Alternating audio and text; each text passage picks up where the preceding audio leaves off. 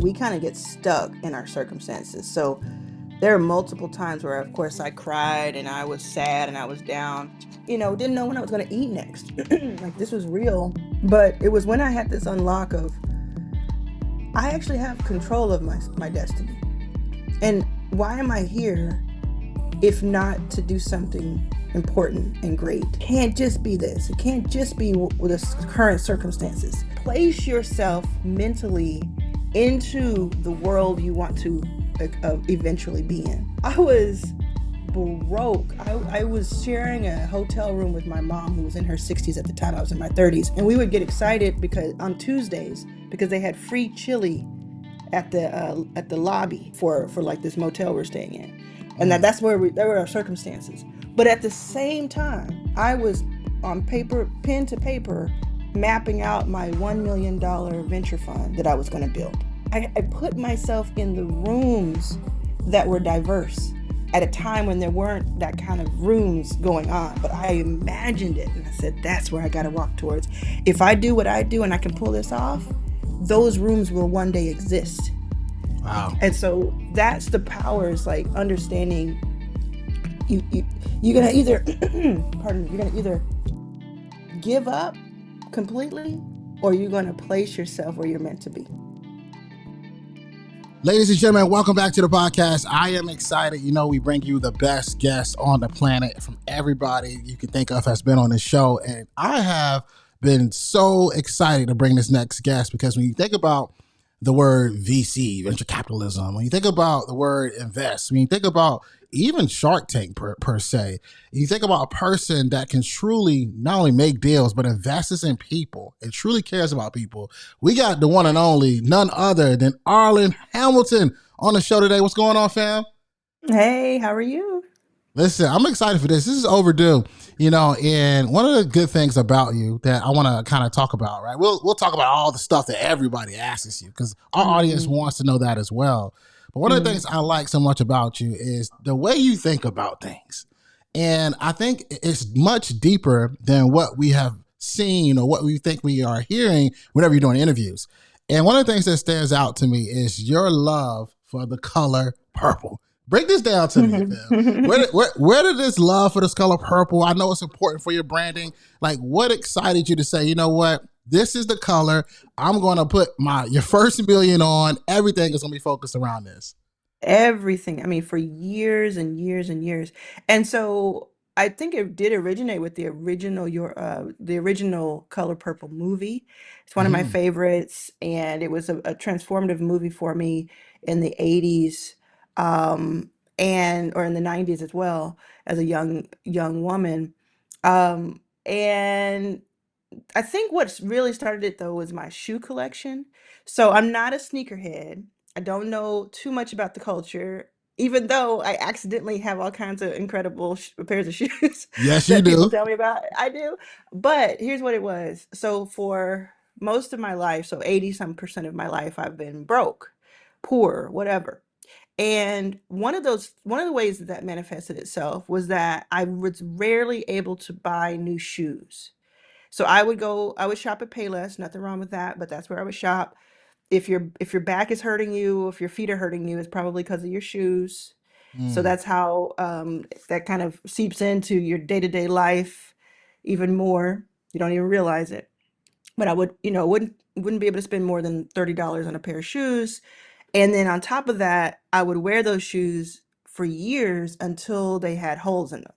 That's Mm. how bad it was. So when I started making money, the first thing I splurged on, and for me, splurging was spending $100. The first Wow. thing I splurged on was a pair of purple shoes because it's my favorite color and I love the shoes, right? And then, it gave me this power back. It gave me this Mm. autonomy back. It gave me some control back. And then what I started doing was I started buying a pair of shoes that were some shade of purple or had some purple element to it every time some milestone happened.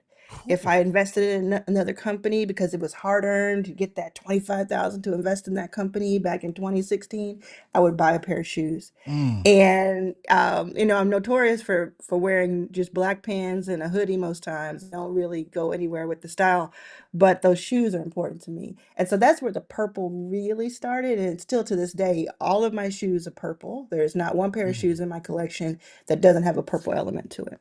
Oh, I like this, right? And it's almost like the color, for you, it's significant. It means a lot, and Yeah. you've placed it. Okay, this is milestone that gets this, and I like that so much because it may seem simple to you. I'm a brand guy. It may seem simple to Mm-hmm. you, but you immediately get it. You're like, nah, that's Arlan, and it's Mm-hmm. branded so well. So I wanted to compliment you on that. And a lot of our audience, right, they're familiar with your story, but some of them right now are looking you up. Some of them right now are clicking the show notes. They always go through those links. I want to talk a little bit about Mm-hmm. like your early stages and tell us a little bit Mm-hmm. about like let's go back to San Francisco. And I brought my notes here, right? I want to go back to your journey from sleeping on the floor in San Francisco's airport to becoming like this respected venture capitalist that everyone knows about, right? It's also, Mm-hmm. it's very inspiring, but I want you to share with us like how did those challenges, like how did they shape like your approach to this VC world and most importantly, entrepreneurship? Well, back when I started with Backstage Capital, the VC firm that I own, people were not talking about diversity. They weren't talking about it in that context of Silicon Valley, of finance, venture capital. And it was actually hushed. Like people would talk about it in quiet tones. Mm, And that was part of the problem, right? And that was what I was saying. Look, we have all of these companies that are being started by women, by people of color, by LGBTQ plus founders, and we're missing out on it. And you can either be crushed by the wave that's about to hit you, and it's on its facts. way, whether or not you act, or you can ride it. And so being in that position where I didn't have any money and I didn't have any connections and I was homeless for a lot of that period, it just gave me a perspective that very few venture capitalists have. There are some, not the only person, but very few, and even fewer were willing to talk about. Fewer were willing to say, "This is my situation," right? Mm, And so, while I didn't go into meetings and say, "Hey, I'm homeless. Could you help me out?" That wasn't the play at all. I went right. into meetings knowing there are people like me who I consider myself brilliant because I consider most people brilliant, who are brilliant and sleeping on the floor of an airport. Mm, And why? And like I would when I was sleeping there and laying there, couldn't fall asleep for hours because it was very bright, very cold, hard floor. I was sleeping on the floor, right? Sometimes, because it was San Francisco, I would see venture capitalists that I knew about online walk that's past me. crazy. Isn't it? I That's would crazy. see them walk by and I was like, this doesn't make sense. This and it wasn't like I was there because I was trying to make it and I had someplace else to go if I could only make it there. I didn't have anywhere else to go. And that to me Mm. was the safest place to be. So it still informs the decisions that I make today. It still helps me see people, the potential in people that many other venture capitalists probably cannot see. I like that, and it's real, and I think that's such a human element. And there's things that I think that you do, and I'm not even sure if you notice that you're doing it. But so it's kind of like I don't want to tell you because it's so good, but you're naturally like the way you talk about things. It makes us, and I say us, I mean people of color, diverse people, Hmm. people who are underrepresented. It makes us feel like it's possible. And when you Mm. say it, you Oh yeah. don't talk over people. You don't say it in a way where it's like, oh, I don't know if I can do that. But there's someone listening right now who's going through their circumstances and they're hearing the circumstances that went through, overcame, and they're like, okay, I want some real advice. Right. I don't want some advice from Mhm. someone that actually has went through something. What would be your advice for that person right now who might be homeless? That person right now who might be ready to give up, but has this big dream and goal and want to get into this tech space? Yeah, I mean, if you're able to see this or hear this, you are further along than you think. That I think Mm, that's a big part that we kind of get stuck in our circumstances. So there are multiple times where, of course, I cried and I was sad and I was down. because of my circumstances, couldn't, didn't know when I was going to eat next. Like this was real. But it was when I had this unlock of I actually have control of my destiny. And why am I here if not to do something important and great? Why Mm. am I here? It can't just be this. It can't just be with the current circumstances. So my advice is to it's almost like VR right now, right? It's Mm. like place yourself mentally into the world you want to eventually be in. Oh I man, that's was good. I was broke. I was sharing a hotel room with my mom who was in her 60s at the time. I was in my 30s. And we would get excited because on Tuesdays because they had free chili at the lobby for like this motel we're staying in. And Mm. that's where there were our circumstances. But at the same time, I was on paper, pen to paper, mapping out my $1 million venture fund that I was going to build. It was like I had to see it. Mm. I put myself in the rooms that were diverse at a time when there weren't that kind of rooms going on. But I imagined it and I said, that's where I got to walk towards. If I do what I do and I can pull this off, those rooms will one day exist. Wow. And so that's the power is like understanding you you're gonna either pardon me, you're gonna either give up completely or you're gonna place yourself where you're meant to be. Oh man, that's good there. Our audience has grown with us now since 2018, and I think a lot of them right now are listening to you, and they're placing themselves where they want to be. And you're right; they wouldn't be Mhm. listening to this if it wasn't possible, right? They wouldn't be doing any of those things. I want to ask you a question, and I want to really jump into like a little bit of like your venture capital insights, right? I found Mhm. out the best way to get a really good answer is to ask it selfishly because a lot of people listening have that same question. And the question I Mhm. want to ask you is like, what are some of like the most common like misconceptions about like securing venture capital funding? And I want to know how does this, impact like your approach with like backstage capital and how you guys are looking at things and challenging these views. Well, first of all, I think the biggest misconception is that you need venture capital to have a company. Ooh, that's good.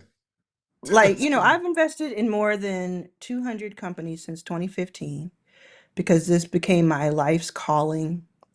And I thought, and I still think it is so important to shake up this institution, right? Like Mm-hmm. this institution that was built without us, although on the backs of our ancestors, because the money in venture capital came from money that was started there. Um, and then to uh, open up a bridge for us because we deserve it. Mm-hmm. But after being in this industry for a decade, I can tell you that you don't need anybody's money to make an incredible company. You Mm. don't need outside funding at all. But if you're going to take outside funding, venture capital is not the only way. And so Hey. I think knowing that and like dissecting that before you go out to try to raise is a big help. Is a hack. So many people pitch me. I mean, I get pitched. I can't tell you how many times I get pitched in a day. I get pitched online. I get pitched in person. I get pitched by my Uber drivers. I get pitched by people dropping off food. I get pitched in the hallway. I'm gonna pitch. I'm in a hotel right now. When I walk downstairs, I will be pitched. And it's because, my doing. I put myself out there so people know that I invest. But Yep.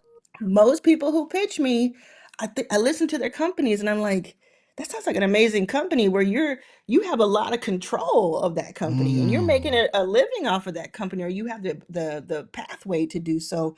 And don't you want to own most of that company rather than diluting? But the thing is, we see all of these so and so raises $10 million, the TechCrunch Mm. articles and the all the articles we see and we think, I need that because that is the answer. But how many of those companies also fail? How many of That those? I part. mean, there's no company that has raised 10 million, 50 million, 100 million that the CEO or the founder is just sleeping well at night. so many more problems, right? So many. So so that's a big misconception, and I think that's the takeaway I want people to have is to really think through the why. Why are you raising and why you're raising from VC? And could you not put that energy towards just having a better customer service uh, initiative? Could it be better Hmm. product, better ideas, sales? Like the work you do to get a venture capitalist is all sales. So why not put those same skills to work on customers? Oh man, you talking good, spicy. That's good. Cause you know what's so crazy about you saying that? Cause a lot of people listening right now, and you deal with it on a day-to-day basis. Like if you've put yourself out there so well that if I were to write down VC, if I were to write down Arlan Hamilton, if I were to write down, hey, she's about to be speaking at this event on this day, I can already kind of predict a lot of the things you just said. People waiting, Mm. people pitching, people talking. Mhm. But you know what's crazy about what you just said? You're telling us, listen, guys, you are probably at a better position right now. Well, you don't even need this money. and That's you right. and You you are need to more believe. powerful. You are more powerful than I am. Oh If you man. own a company, you have ownership. You have an asset. Oh, that's And if you own spicy. a company where you have not raised outside funding or very little outside funding, you are more powerful than I am as a venture capitalist. Oh And that man. venture capitalists are, who are essentially glorified banking managers. Oh, that's good. That's good. All right. So I want to also do your story justice because I know some people right now are just listening. They're already aha. And I want to talk about like pivotal moments, and one of the pivotal moments for you and Backstage Capital obviously was, a huge investment by somebody we all watch. Tell us a little bit about Hmm. Mark Cuban. Like, how did that whole thing come into play? How did this Yeah. happen? And how important was it for you guys? Mark Cuban. So I grew up in Dallas. I mean, that's my hometown. So I've Mark has been in like I've seen him on TV and in our media since I can remember, since I was a child. Um, and I didn't know him from Adam, but a few years ago, I think it was 2019, South by Southwest conference got in touch with both of us because we were both prolific on Twitter. Mm-hmm. That they were doing a Twitter house. They were doing a Twitter house, and they asked us both to speak at it because they wanted to see how our dynamic would be. So we met, and it went really, really well. When I walked out, we walked out, and they were screaming his name, and when we left the stage, they were screaming mine. So Oh. they loved the dynamic, and they loved that I was like toe to toe with him because I'm not intimidated by most people. Like I can't think of anybody I'm intimidated by, and because I think we're all equal. That's why. Mm-hmm. Um, so afterwards, I was like, "Hey, Mark, do you want to invest in my fund?" And he was like, "No." He said, "No, I don't like investing in other people's funds because I have too much fun investing directly in companies." So I was Yeah. like, "Cool, that's cool. That's fair." And a few weeks later, there was this article that came out. I forget. Oh, I know it was. I'm gonna shout out who it was, but it came out, and it was like all the people in tech got to see this article, and it was a bad picture of me, and it said that essentially said that I had failed because I was not able to raise my fund yet. This fund that I was working on, I had already raised funds, I already invested in dozens Mm-hmm. of companies at that time. I'd invested in more than 100 companies at that time, but they didn't mention that in the article. They just said because this very specific one that I was loud about had not been raised yet, then I had failed. And it bummed me out. It also caused some of our LPs, our investors, to pull their money out of the current fund because they were like, what's going on? There's an article. And it was just truly like a biased article. Mm-hmm. Mark sends me a DM on Twitter, ironically enough. He sends me a DM on Twitter. I did not reach out to him. He reached out to me and he said, Wow. I'm sending you $1 million so you can invest in whatever the hell you want to." And he cussed up a storm. He said, he was livid. He was livid. He was Yeah. like, at least he appeared to be. I can't tell you how he felt, but it seemed like he was very frustrated by this. And he was like, "You don't. We need to get your personal wealth up so you don't have to deal with this kind of stuff anymore." Wow. So I invested that million. We had very specific things in place. I could invest in whatever I wanted. It was a whole thing. And then when George Floyd was murdered, he sent Mark sent me an email and said, "Do you want to do some more?" And he said, Mm, and I said yes. And he said, "I'm gonna put 5 million more into the same fund." And mm, so it's a joint venture between Mark Cuban and I. It's He's the sole LP, so the sole limited partner investor, and he arranged it so that I can invest in whatever I want, and I get a carry share, which is a profit share that is higher than industry standard. And that was mm, his decision because he said, "I'm doing all the work, I should get that." I then turned around and put that under the umbrella of Backstage Capital's Management Co. so that our investors, and that includes retail investors and about 6,000 people who invested publicly, mm. they get a piece of that. Now, obviously, it's nominal when you do the math, Yeah. but if we have exits and returns, I share that with thousands of people. Oh man, I like this, and it goes to show, right? I think also too, you got to shoot your shot. You shot your shot after being on Yeah. stage, after Oh, yeah. getting the biggest cosign you possibly could have gotten at that moment, Hmm. and he remembered that. I think some of the best people who are the most successful in the long run, they remember small things, and those small things will add up. Yeah. And it's Yeah. so fortunate that he remembered that, Yeah. and that you Yeah. guys He, all he work told me, together. he said he hates when people kiss his butt, right? He does Mm. not like to be that. He doesn't like that vibe. And I already was like that to him. I was Mm-hmm. talking to him very one-on-one, like on his level, because Yep. he's on my level. Do you see what I'm Yep. saying? Like that's how I was talking to him. And so I think he did pick up on that nuance and then said, that's somebody I want to work with. I think I can communicate with. And we've spoken so many times and been together so many times at the Mavericks games mostly. And that's the kind of vibe. You know, there's one thing you said that's very popular, and I don't want to forget it. And you said it on other interviews, but I want my audience to hear it too. Hmm. You said that Mark Cuban quickly realized that Arlan Hamilton would be able to walk into rooms that he never would, and Hmm. you have to really let that sink in, because to have that mindset, to even have that awareness, to know that it's key. It's huge, and I'm Hmm. so proud of you and what you're doing. And I'm also so proud that you're sharing with us just your journey, because it unlocks aha moments. I had lunch with you in New York recently, and as we're talking, we're just talking about deals and things and networks, and you was giving me a lot of aha moments. So I really want to encourage you to continue to do that. Yeah. You Yeah. know, Always. yeah. Always. So I want to ask you. I don't want to take up too much of your time. You know, your book, Your First Million, is out. It's fire. It's dope. It's all about entrepreneurship journey and advice. And I want to make Thank sure you you. guys are grabbing it. Click that link in the show notes. You don't want to miss it. There's way more game even in this podcast episode. But I'm curious for you. Two questions left. Is there something that happened in your entrepreneurship journey that after the book was done, you was like, probably should have put that in there, or Hmm. I might Hmm. put that on the next book. Could you share that with Hmm. us? Yeah, so I have two books. It's About Damn Time came out in 2020 in the heart of the pandemic.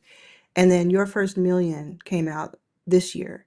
And as soon as I turn in both of those books to the publisher, I have so much more that I'm like, oh, I wish I could put that in.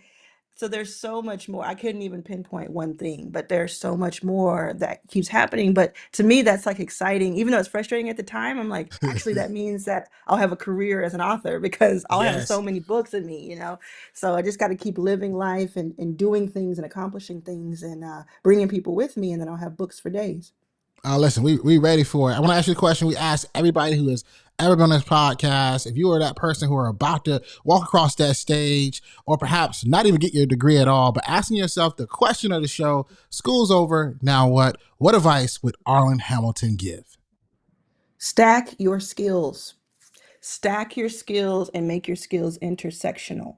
What I mean by that is if you have an interest in one thing and you want to do one career, that's great. Be the best at that as you can, learn as much as you can, but then combine it with another skill.